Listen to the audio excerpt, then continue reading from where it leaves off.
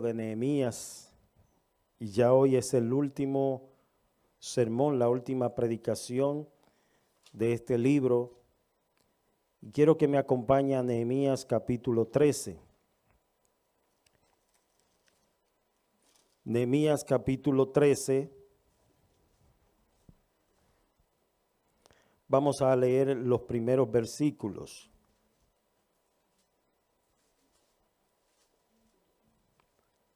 Quiero que presten mucha atención a la palabra de Dios, que no son mis palabras, sino las de Dios.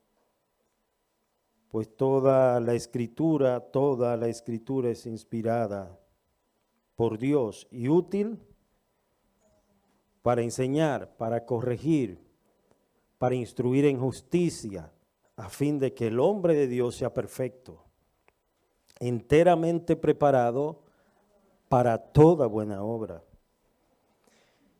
Nehemías capítulo 13 dice así: aquel día se leyó en el libro de la ley, en el libro de Moisés, oyéndolo el pueblo, y fue hallado en él que los amonitas y moabitas no debían entrar jamás en la congregación de Dios, por cuanto no salieron a recibir a los hijos de Israel con pan y agua, sino que dieron dinero a Balaán para que los maldijera, mas nuestro Dios volvió la maldición en bendición.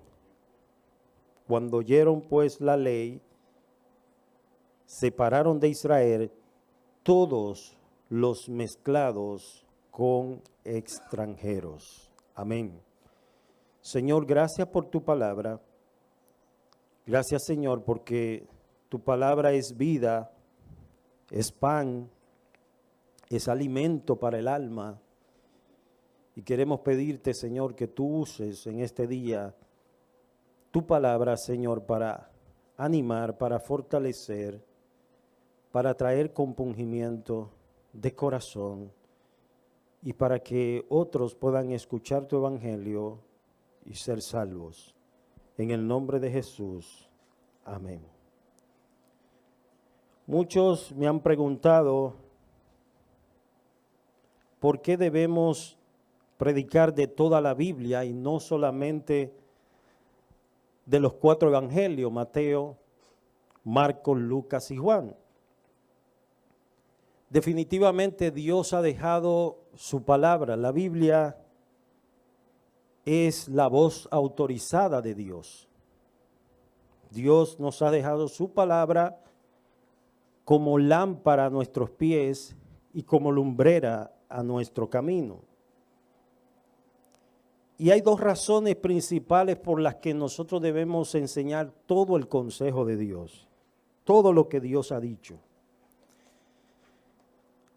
Romanos 15:4, vaya conmigo.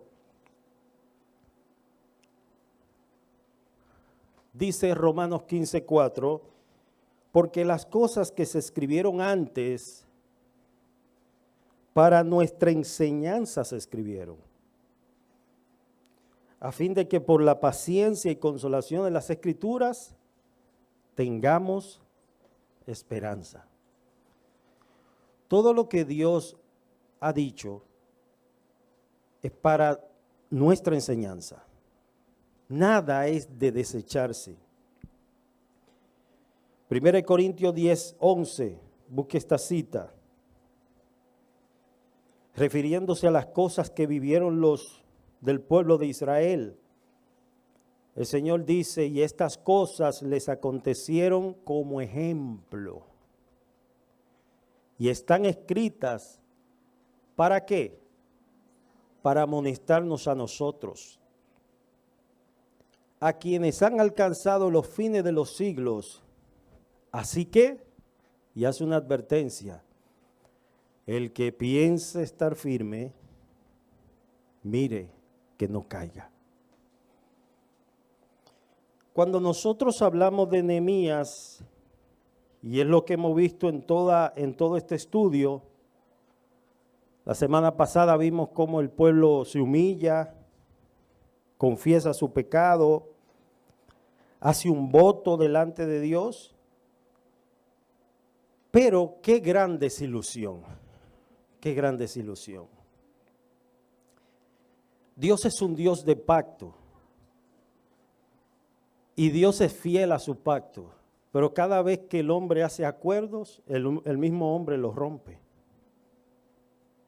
El hombre rompe los acuerdos. El pueblo se había comprometido en serle fiel a Dios, pero aquí vemos cómo ellos rompen con ese acuerdo que ellos le habían hecho al Señor. Entonces el capítulo 13 de Nehemías es uno de los capítulos más confrontadores que vemos en todo el libro. Después de ese gran avivamiento que ellos tuvieron, después de la lectura de la ley, después del pacto renovado, después de la dedicación del muro, encontramos aquí que el pueblo vuelve al descuido. El pueblo vuelve otra vez a su descuido. Y es que el corazón humano tiende a desviarse cuando no es vigilado. Y yo quiero que veamos aquí las reclamas que le hace Nehemías. Nehemías había vuelto a Artajerjes. Recuerden que él le había pedido un permiso.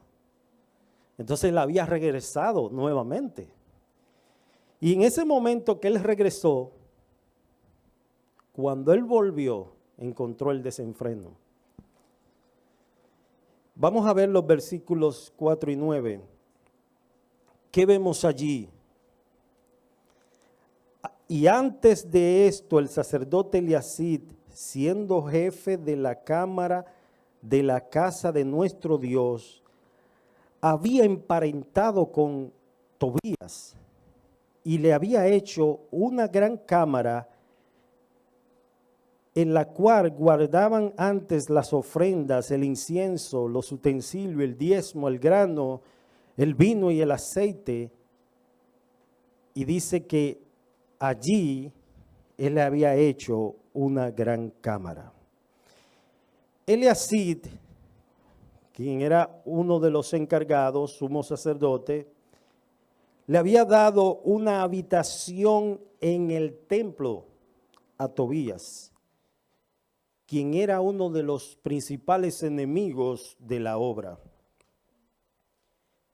¿Qué pasaba allí? Vemos un claro abandono de la obra de Dios.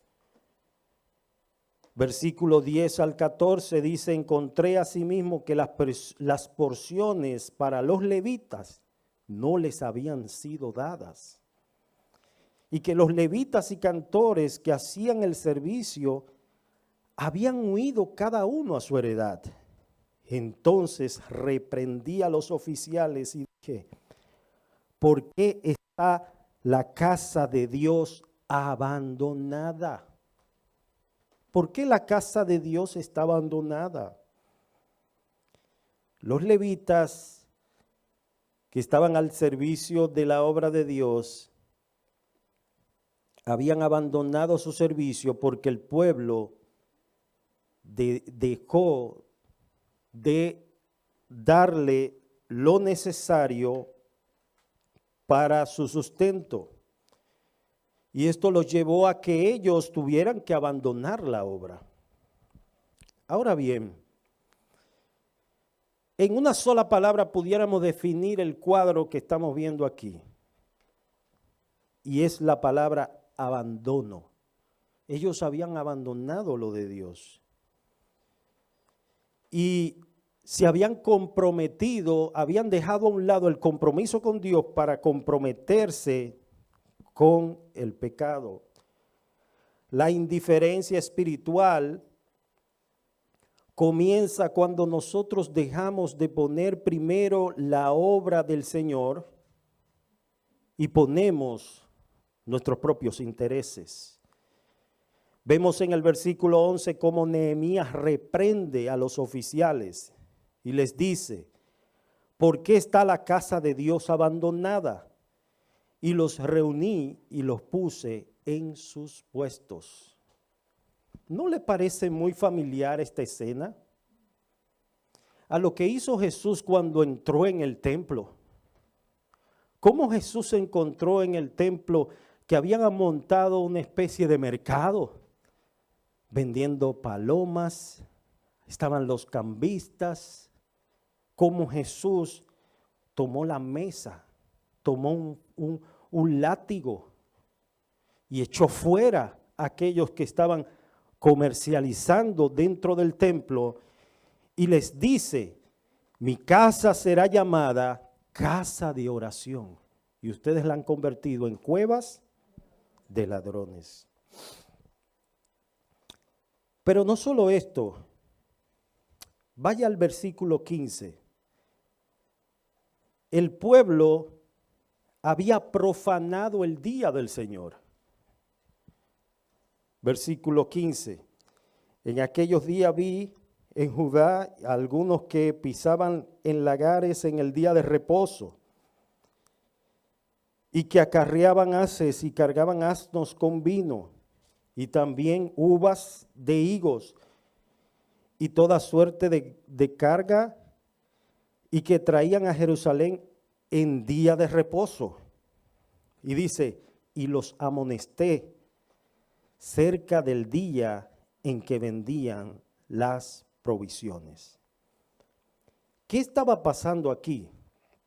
Bueno, que lo que Dios había dicho, ellos estaban profanando la ley de Dios.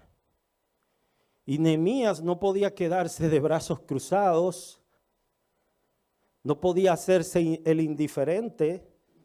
Nehemías les corrigió, les dice claramente, versículo 17, y reprendí a los señores de Judá y les dije: ¿qué mala cosa es esta que vosotros hacéis, profanando así el día de reposo? Ellos habían abandonado la ley de Dios, el compromiso que en capítulos anteriores ellos habían hecho, ya lo habían echado todo por la borda. Habían hecho un compromiso. Y ya vemos aquí cómo ellos volvieron, el río volvió a su cauce. Vemos en los versículos 23 al 31 cómo muchos también se habían casado con mujeres de las cuales Dios había prohibido, porque eran mujeres extranjeras. Y esas mujeres extranjeras tenían sus costumbres, adoraban sus ídolos, se postraban delante de Moloc, y Dios es celoso con su pueblo. Vaya al versículo 23. Y asimismo, en aquellos días, a judíos que habían tomado mujeres de Asdod, amonitas, moabitas, y la mitad de sus hijos hablaban la lengua de Asdod, porque no sabían hablar judaico, sino que hablaban conforme a la lengua de cada pueblo. Dice: y reñí con ellos y los maldije y herí a algunos de ellos y les arranqué los cabellos y les hice jurar diciendo: no daréis vuestras hijas a sus hijos y no tomaréis de sus hijas para vuestros hijos ni para vosotros mismos.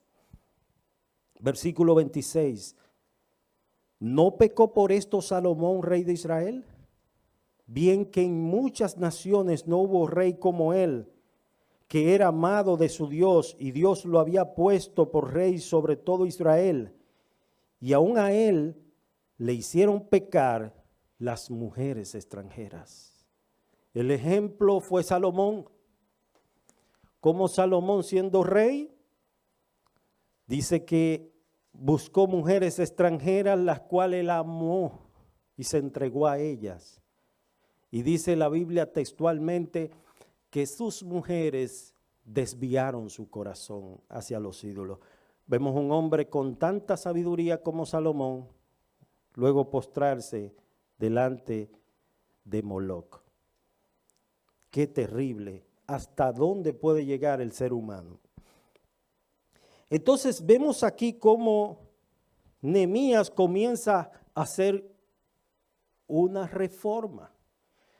La palabra reforma es volver a las escrituras, porque ellos se habían desviado de la voluntad de Dios. Una de las marcas principales de una reforma es pasión por la santidad de Dios, reconocer que Dios es santo. Cuando el hombre no reconoce que Dios es santo y que demanda santidad, como dice Pedro, sed santos porque yo soy santo, dice Dios. Segundo, vemos también cómo Nehemías con coraje, con valentía, confronta a estos hombres y les dice, no, ustedes no están haciendo bien. La ley dice esto y ustedes están haciendo todo lo contrario a lo que la ley dice. Tercero, vemos también una dependencia de Dios, como Nehemías le clama al Señor y le pide a Dios, acuérdate de mí, oh Dios, acuérdate de mí. Y él lo repite en varias maneras en el mismo capítulo, en el versículo 22, en la parte B dice, también por esto acuérdate de mí, oh Dios mío, y perdóname según la grandeza de tu misericordia. Entonces el mismo Nehemías reconocía que él también era pecador, pero él entendía que le estaba sirviendo a un Dios santo, santo, santo.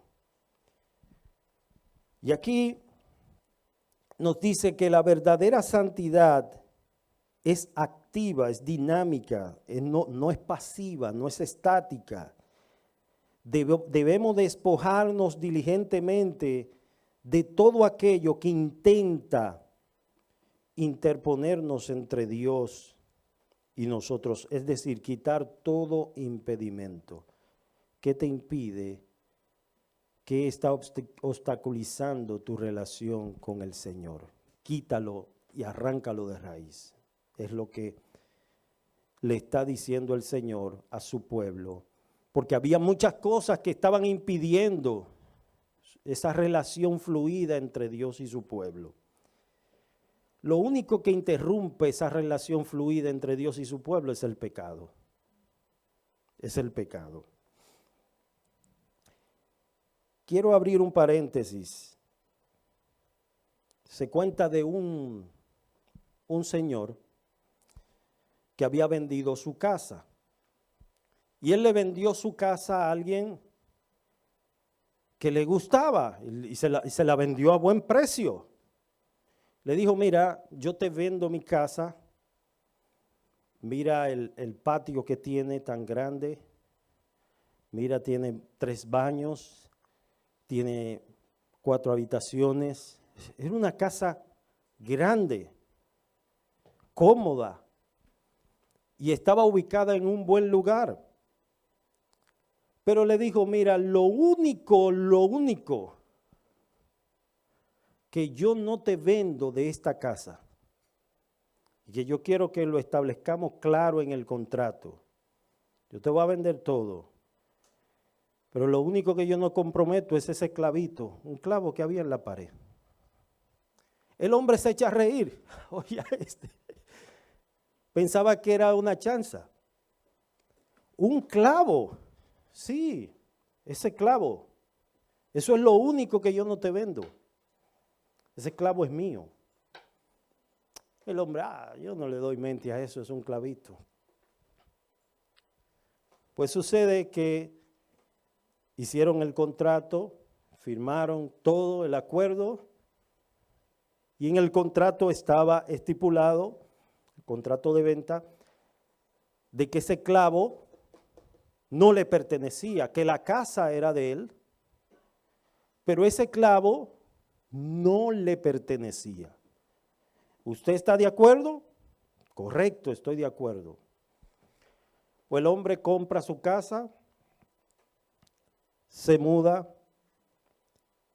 y al siguiente día llega el que se la vendió, el que era dueño, y le toca la puerta. Dígame qué usted quiere. No, que vine a poner este traje en mi clavo. Y se quita la chaqueta y lo pone en su clavo porque ese esclavo era de él y estaba dentro de la casa. Ok. Al siguiente día vuelve el hombre y toca la puerta.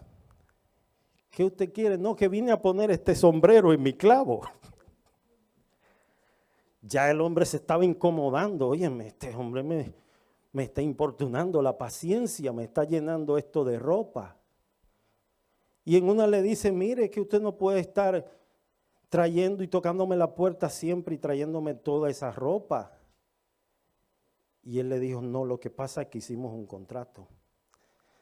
Tú me dijiste que ese clavito es mío y yo tengo el derecho de poner ahí lo que yo quiera. Mire, hermano, y esta anécdota nos trae una clara advertencia, que es la advertencia que nos da el texto que leíamos al principio. Vuelva conmigo, si usted quiere búsquelo de nuevo, 1 Corintios 10:11. Y estas cosas les acontecieron como ejemplo. Y están escritas, ¿para qué?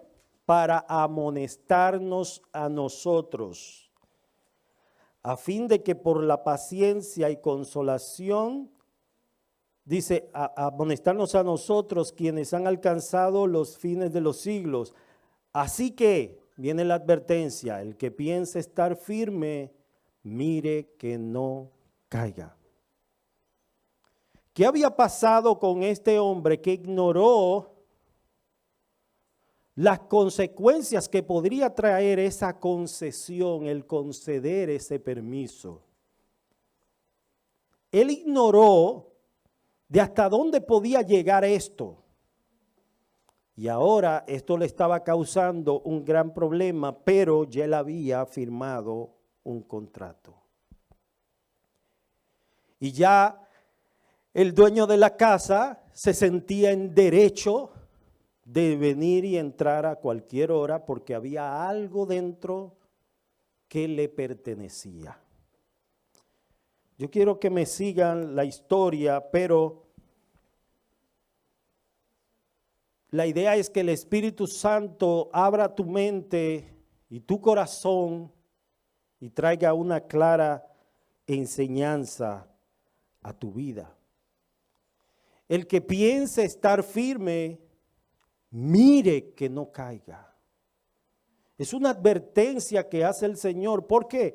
Porque lo vemos aquí en Nehemías. Ellos habían hecho un pacto, un compromiso, una devoción, una entrega. Y más adelante estaban rompiendo ese compromiso. Se habían olvidado del compromiso que habían hecho con Dios. Porque el hombre es infiel. El hombre quebranta los pactos. En cambio, nuestro Dios, Él es fiel. Nuestro Dios permanece fiel. Dice, aunque nosotros seamos infieles, Él permanece fiel. Porque es imposible que Dios mienta y esto no puede ir en contra, o más bien no, va en contra de su naturaleza, porque en Él no hay engaño, ni hay mentira, ni hay falsedad, sino que Él lleva a cabo su fiel plan. La iglesia hoy en día, en este tiempo tan difícil, Dios está llamando a un pueblo que no se conforma al molde de este mundo. Mire, aquí usted tiene un aparatito. ¿Cuántos lo conocen? Todos lo conocemos. Sin embargo, en la configuración de ese aparato hay permisos que usted le da. En la configuración hay permisos de cada aplicación que usted baja, usted le está dando ciertos derechos y ciertos permisos a su privacidad. De tal modo que aún usted tiene, ellos se sienten con permiso de abrirle el micrófono. Por eso usted está hablando, ay, yo quisiera unos pantalones. Y de repente entra a la red social y le sale la publicidad y de los pantalones. Dice, oye, pero ¿y cómo me escuchó? Lo que pasa es que hay permisos y ciertos derechos en la configuración que usted mismo le da, o quizá por ignorancia no sabe que eso está ahí. Pero hay forma también de usted apagar todo eso. Hay maneras que usted puede entrar a la configuración y apagar para que esto no tenga ningún tipo de permiso. ¿Y qué con el maligno? ¿Podemos nosotros cederle cierto derecho a la obra de Satanás para que haga estragos en nuestra vida? Pablo también hace una clara advertencia, diciendo, no ignoréis las maquinaciones del diablo. Es decir, no las ignores, no estés como aquel que desconoce, sino sé entendido de que nosotros tenemos un enemigo, que nuestra lucha no es contra carne ni sangre, pero tenemos un enemigo que es real y que se opone a todo lo de Dios, a todo lo que usted va a hacer para Dios. Satanás se opone. Pero también nosotros podemos dar lugar al enemigo. Santiago dice, airaos, pero no pequéis. No se ponga el sol sobre vuestro enojo, ni deis lugar al diablo. Esa palabra, dar lugar, es como ceder un permiso. Es como ese hombre que, vendió la casa, pero se dio un permiso, abrió una brecha. La ira, cuando esa ira se prolonga en nuestras vidas, se abre una brecha al enemigo. Y el enemigo puede hacer estragos en el matrimonio, en la familia, en nuestra vida, y después decir, ¿y qué pasó? Evalúa tu vida, hermano. Quizás la ira, el enojo, resentimiento o algo en ti está sirviendo como de caldo de cultivo a las obras del diablo. Y es por eso que hay que tener mucho cuidado. Y el que piense estar firme, mire que no caiga. Es una vida de supervisión continua, una vida de orar y velar continuamente. Finalizamos, hermanos, con lo que nos dice Nehemías capítulo 13. Ya vimos de que ellos habían dado permiso, ¿verdad?, a mujeres, se habían ligado con mujeres extranjeras de las cuales Dios había dicho que no. Versículo 27. Y obedeceremos a vosotros para cometer todo este mal tan grande de prevaricar contra nuestro Dios, tomando mujeres extranjeras. Y uno de los hijos de Joiada, hijo del sumo sacerdote Eliasid, era yerno de Sanbalat Horonita, por tanto lo ahuyenté de mí. Acuérdate de ellos, Dios mío, contra los que contaminan el sacerdocio y el pacto del sacerdocio y los levitas. Los limpié, pues de todo extranjero, y puse a los sacerdotes y levitas por sus grupos a cada uno en su servicio y para la ofrenda de la leña en los tiempos señalados y para las primicias. Acuérdate de mí, Dios mío, para bien. ¿Qué Nehemías está haciendo aquí finalmente? Una reforma. Eso es lo que está haciendo. Una reforma, poner las cosas en el lugar donde estaban, donde deben estar. ¿Por qué? Porque en el momento que él se fue, ellos habían desorganizado todo. Y esto me recuerda cuando Moisés subió al monte.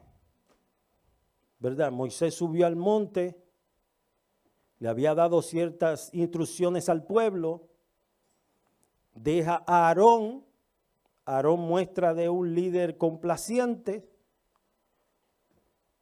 Y cuando Moisés desciende, encuentra el pueblo desenfrenado y hasta con becerro de oro. ¿Y qué pasó ahí? Se desenfrenó. El pueblo se desenfrenó teniendo la ley. Mire, hermano, Dios nos ha dejado su palabra para que aquel, por torpe que sea, no se extravíe. Dios nos ha dejado su palabra como el mapa, un mapa o un GPS para el viajero.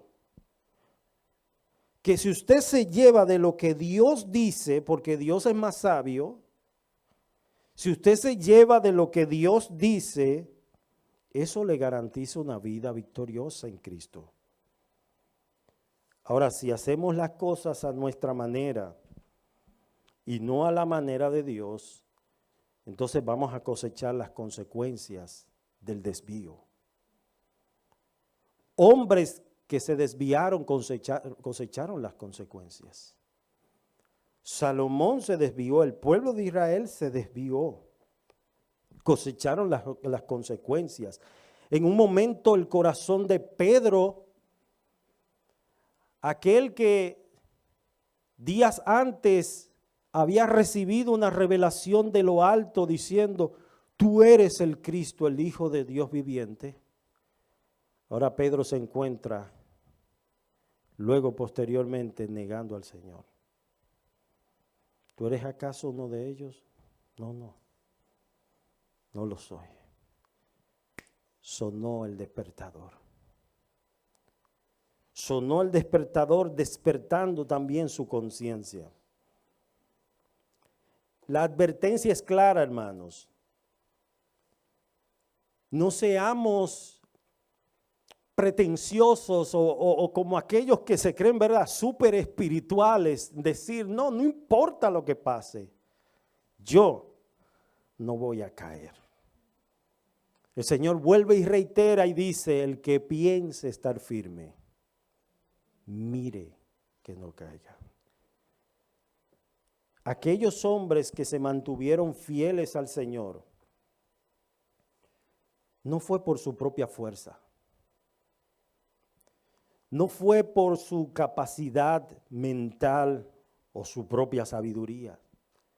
Era porque estos hombres siempre estaban en dependencia de la ayuda y el consuelo del Espíritu Santo. Jesús hace una clara advertencia, dice, velad y orad. ¿Para qué? Para que no entréis en tentación. Si yo hago lo contrario de lo que dice ese versículo, ¿qué está diciendo el texto con eso? Que voy a estar como esos carritos chocones. Pero si quiero estar firme, porque poderoso es el Señor para sostenernos hasta el fin, es con su fuerza, no con la nuestra. Es con su poder, con el poder del Espíritu Santo y haciendo uso de los medios que Dios ha provisto, voy a mantenerme firme ante todo ataque del enemigo. Lo estudiamos y con esto finalizamos, lo estudiamos en Efesios, cuando finalizamos la epístola de los Efesios sobre las armaduras del cristiano. Y Dios da la razón por la cual nosotros debemos estar vestidos de todas esas armaduras. Versículo 11, Efesios capítulo 6, 11. Vestidos de toda la armadura de Dios. Me llama la atención que dice no mi armadura, sino que dice que esa armadura es de Dios. Es Dios que me la provee. Dice vestido de toda la armadura de Dios. Y ahí da la razón, dice, ¿para qué? El fin. Para que podáis estar firmes contra las acechanzas del diablo. El diablo te está acechando. Eso es lo que dice el texto. Te está acechando continuamente, pero la única manera que tú puedes estar firme contra toda acechanza es si te vistes de toda la armadura que Dios ha provisto. Y ustedes saben cuáles son esas armaduras, pero quiero repetirlas nuevamente. Los lomos de la verdad, ese cinturón que se ponía aquí el soldado, que cubría toda su cintura, porque aquí, bueno, el hermano Alberto sabe que cuando uno está malo de la cintura, ¿verdad? Hay problemas, hay un desbalance, todo el cuerpo lo sufre. Pero si tú tienes una buena faja, una buena correa un cinturón que te apriete bien, ese cinturón es la verdad. La verdad del evangelio. Dice vestidos de la coraza de justicia que cubría todo el pecho, la parte del corazón, los riñones, el estómago, el hígado, todo esto. Cálzate los pies con el apresto del evangelio de la paz. Y sobre todo, el escudo. ¿Qué hace un soldado en plena batalla sin un escudo? El escudo de la fe para que puedas apagar todos los dardos de fuego del maligno. Toma el yelmo es el casco que se ponía el soldado en la cabeza para protegerse. El yelmo de la salvación, la espada del Espíritu, que es la palabra de Dios. Entonces, Dios te ha dado las herramientas para vivir una vida victoriosa. Dios te ha dado las herramientas. Para nosotros ser creyentes fructíferos, Dios nos ha dejado las herramientas. ¿Cuál es el problema? Que muchas veces no las usamos. Hay descuido. Hay descuido. Pero Dios ha provisto todo lo necesario para que el hombre pueda vivir una vida que glorifique su nombre. A Dios sea toda la gloria. Así que damos gracias al Señor por este tiempo que hemos pasado juntos en este libro de Nehemías. Y esperamos en el Señor que nos ayude porque sin Él nosotros no podemos hacer nada. Necesitamos de su ayuda, necesitamos de su fuerza, de su consuelo, de su guianza, de su sabiduría. Sin Él nosotros no podemos hacer nada. Vamos a pedirle al Señor en este día que así como Nehemías se mantuvo vigilante, se mantuvo expectante, cada uno de nosotros debemos tener mucho cuidado con las concesiones, las cosas que estamos haciendo, dando permiso, permitiendo. Y no, eso no es nada, eso no es nada, eso no es nada. Esas son concesiones, dar permiso, no ser enérgicos en decir, no, Dios dice esto es lo que Dios dice. Cada uno de nosotros no debemos permitir ceder ante las presiones del mundo. El mundo ejerce una presión hacia la iglesia. Una presión, entonces la iglesia no debe conformarse al mundo. Que se conviertan ellos a ti, no tú a ellos. Entonces, ¿cuál es el problema de este tiempo? Que muchos han intercambiado las cosas y han dicho, bueno, vamos a ceder, vamos a flexibilizar, y han bajado los estándares del evangelio para adaptarse al sistema de este mundo. Cuando Dios dice lo contrario, vamos a rogarle al Señor en este día que guarde nuestro corazón sobre todo, así como nosotros somos muy celosos en guardar nuestro dinero, en guardar las prendas, la ropa, las cosas que tenemos de valor en nuestra casa. El Señor dice, sobre toda cosa guardada, guarda tu corazón, porque de él mana la vida. ¿Por qué se desvió el pueblo en aquella ocasión? Porque no estuvo vigilante a lo que Dios había dicho y había olvidado el compromiso que había hecho con el Señor. Lo último que vemos es que el pueblo estaba decidido a reformar y Nehemías fue un agente de cambio, un agente de reformación para el pueblo. Vamos a pedir al Señor, yo quiero que tú ores conmigo, cierra tus ojos y ores conmigo. Señor, abre nuestros ojos para ver, Señor, las maravillas de tu ley, para ver las áreas donde hemos permitido concesiones, hemos dado permisos a cosas que han traído terribles consecuencias a nuestra vida. Límpianos. Así como Nehemías se levantó para limpiar el templo, así como Jesús también limpió el templo de todo ese comercio que estaba dentro. Así te rogamos, Señor, que tú limpies, Señor, nuestros corazones para nosotros vivir cada día para tu gloria. Señor, ayúdanos a ser cristianos fervientes, fervorosos, amantes de tu obra, rectos, porque tú eres un Dios recto, a no confabularnos con el mundo, con las cosas de este mundo, Señor, a entender que tú has levantado y has puesto límites, tú eres un Dios de límites.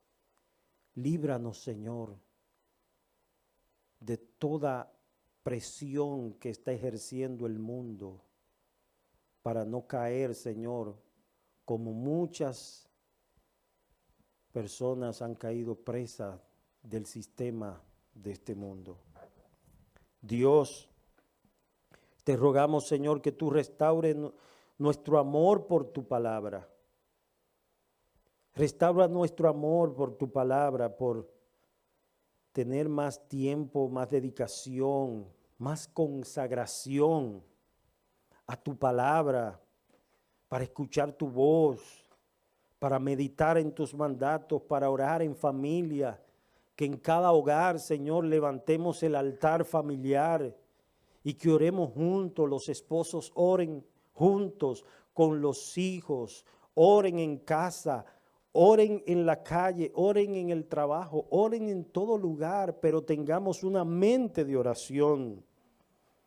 Señor, restaura nuestro amor por tu palabra y haznos, Señor, un pueblo que entienda tu santidad, de que tú eres un Dios santo y tú también demandas de tu pueblo santidad.